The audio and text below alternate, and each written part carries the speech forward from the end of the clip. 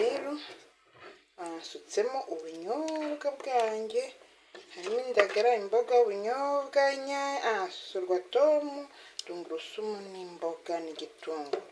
Mwana we nibagiwe gushyiramo puwavuro, kandi puwavuro ndazifite nyinshi.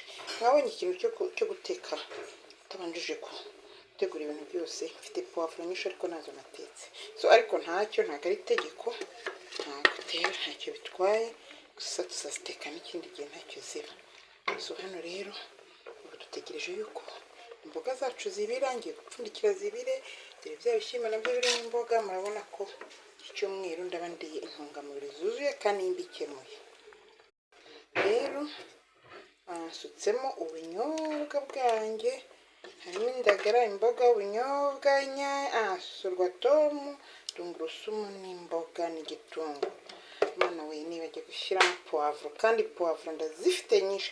Mwabonye ikintu cyo guteka utabanjije gutegura ibintu byose. Mfite puwavuro nyinshi ariko nazo natetse, ariko ntacyo, ntabwo ari itegeko, ntabwo rero ntacyo bitwaye, gusa tuzaziteka n'ikindi gihe ntacyo ziba. Hano rero ubu dutegereje yuko imboga zacu zibira, ngiye gupfundikira zibire. Dore bya bishyimbo nabyo birimo imboga, murabona ko iki cyumweru ndaba ndiye intungamubiri zuzuye kandi mbikemuye.